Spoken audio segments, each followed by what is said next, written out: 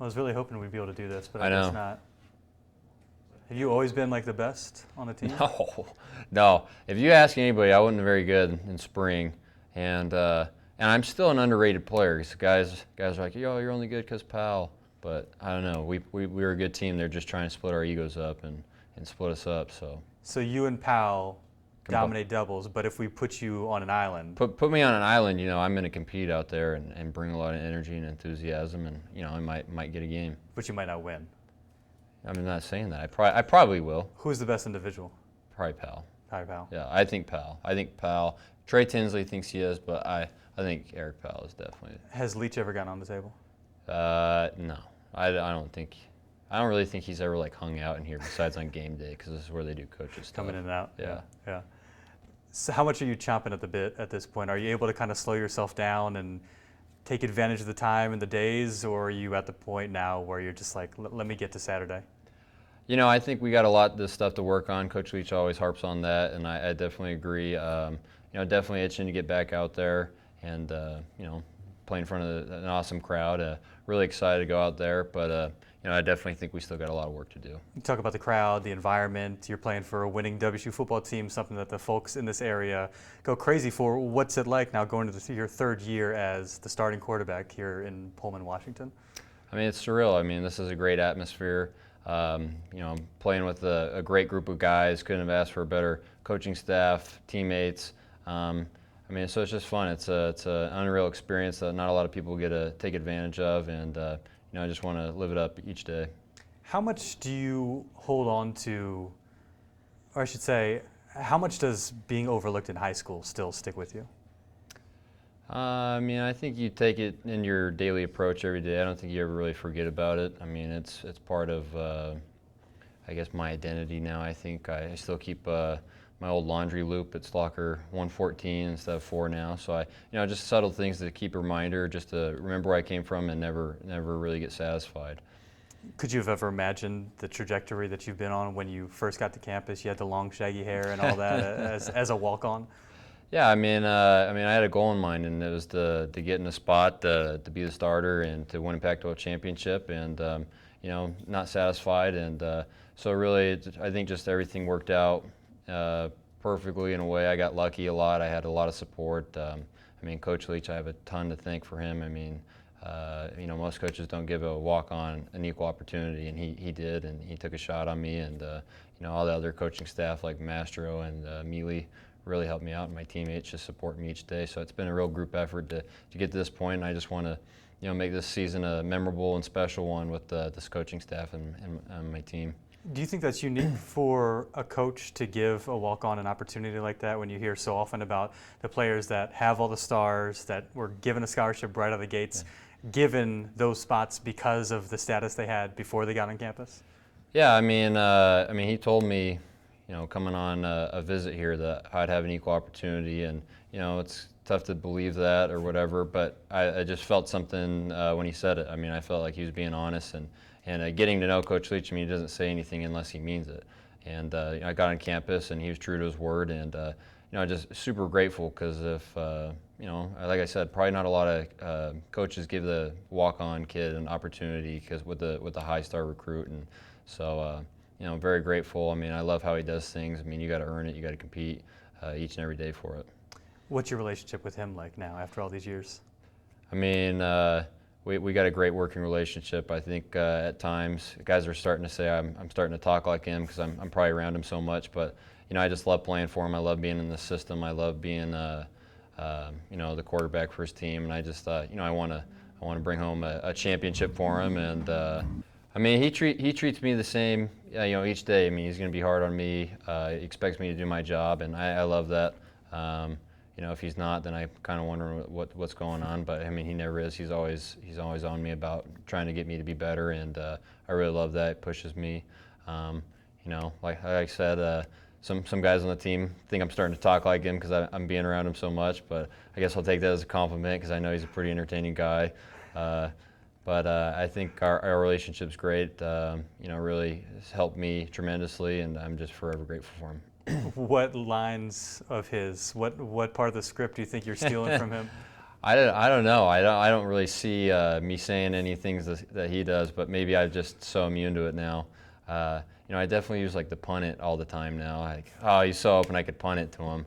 So if I see something in film before, I could have punted it to him right there. So I guess I beat him to the punch on that now. Now, he said that he thinks you're kind of a boring guy, but he says that as a compliment. Yeah, that's what he says, and that's I kind of feel that way too. I mean, it's just like football for me, and I guess I don't really have any of the extravagant like other hobbies and stuff like that. So yeah, he always is like, "What do you do all day?" But what do you do all day? Just regular college kid, just hanging out. I'm beating Jamal in FIFA. I'll tell you that. Really? Yeah, I heard he went on national television and said that he got after me. No, not a chance. Set the record straight. Yesterday, he put the controller down and just said, "Good game. I'm done." So I took his will. Yeah, that's how you know you've enforced your will. Funniest Leach moment you can share with us? Funniest Leach moment. I mean, there's a lot. I love that saying that he says to me all the time. I don't know. I mean, he's got too many. I don't know if I can share any on camera. There's got to be one that you can share with us. Funniest Leach moment. I mean, just sit in a room with him all the time, and he's going to entertain you. I don't know. Is there anything we would be surprised to hear about him?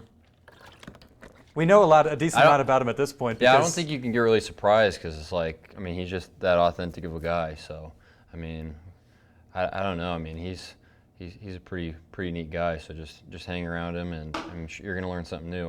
When I called him, because they're like, we're calling you for to see if you're coming up on campus, and before we talked anything football-wise, he told me a life lesson of when you're on the road and you got a wrinkled shirt, put it in the bathroom, turn the water on, hot steam. So, I mean, you're going to learn little stuff like that all the time. I think about that, and I was on the road in Arkansas. I'm like, well, I'm going to do what Coach Leach said. I'm going to turn the hot water on, and my shirt's perfect now. This was before you came to WSU? No, this was after. Now, are you talking about when he gave me the advice? Whenever he said that, yeah. He gave me the advice before I came. I remember it now, and then when I was here, I had to go like on a trip, and my shirt was all wrinkled. I'm like, crap, what do I do? I'll know what I do. I'll do this. Why did that come up? I have no clue. I can't remember, but I just remember that specific conversation. Yeah, and then there's like another one. We're in Lewiston just the other day. If you don't swat at a bee, it'll sense your fear, and then it'll probably sting you. So you got to swat at it. So now every time I see a bee, I try to swat at it so it goes away from me. Counterintuitive. Lets me, I guess he's never been stung like that, so I'll trust him. Other than fixing wrinkled shirts and not getting stung by bees, what's the most important lesson you think you've learned from him? Keep things simple. Do your job. I really love that he focuses on the process rather than the outcome. I think as a team, if we buy into that, then we're going to be really successful, and the outcomes will take care of itself. But if we just do what he's asking, doing our job, really just focus on how we can do to get better each day and each play, I think we'll be a successful football team. Your favorite touchdown pass?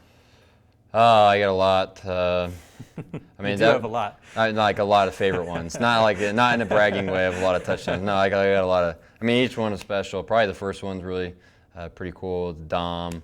I mean, another one to Dom at Oregon. I mean, I think Rutgers. I mean, the game winners are pretty fun. The game when it's on the line, but definitely that first one was. I mean, I was really hyped. Is there one that you look back on film and you're like, that was a dime?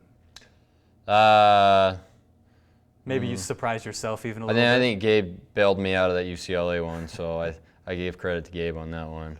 But I don't know. I mean, those plays are just an extension of everybody doing their job. So, I mean, each touchdown play I'm pretty proud of just because it's all 11 of us doing our job out there. I know you're going to say the same thing about the wins, but there has to be a win that you look back on that you maybe enjoy a little bit more than the other ones.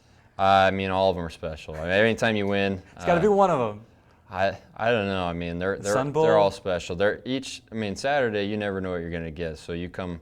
It's all the hard work that you're doing in the off season for those 60 minutes out on a Saturday, and you come out with a win. I mean, there's nothing like it. So I can't put anyone on the top or stack them like that. I mean, they're all right there. They're all special. My favorite one, Tom Brady's got a good saying. The next one. That's my favorite. The next one. I feel like Leach has that saying too. What keeps you up at night? Losses, yeah.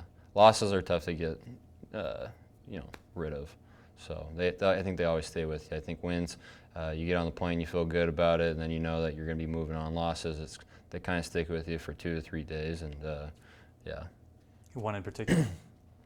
I eat every one of them. I mean, they hurt just as much. I think my first experience with that was when I played ASU. I threw like 4 picks and had a fumble, and I felt like I let everyone down, which I did, and I just felt so bad that we put all this hard work in and didn't get the results we wanted. So I think I stayed up to like 4:30 that night, just sick to my stomach, and I've had other experiences like that as well.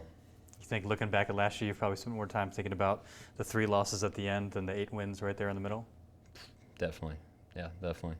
Why can this team, why are they equipped to take the next level? I mean, talking to you guys early on about your goals and what you want to accomplish, we were 1 win away.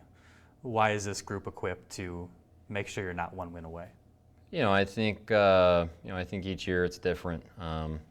Everybody's got these big lofty goals and stuff, and we have to go out there and we have to prove it. We have to go out there and win an opener. We have to go out there and win the next one. I mean, we just got to focus on each game individually. I think it's great to have all these goals and stuff, but we got to go out there and actually do it. I mean, I can't really tell you what makes this team different or special because we haven't played yet. We haven't been tested in battle, so I'll let you know at the end of the season, see if we're that special. Thompson, Bledsoe, Leaf, Gesser, now Falk. What's it like kind of being part of that quarterback upper echelon at Washington State? I mean, those guys are great. I mean, they've had amazing careers. I mean, they're awesome. I'm just trying to do the best I can do, and if people put you in that category, I guess that's for people. But I think they're on a different playing field, and they're awesome. Drew, Jack, all of them.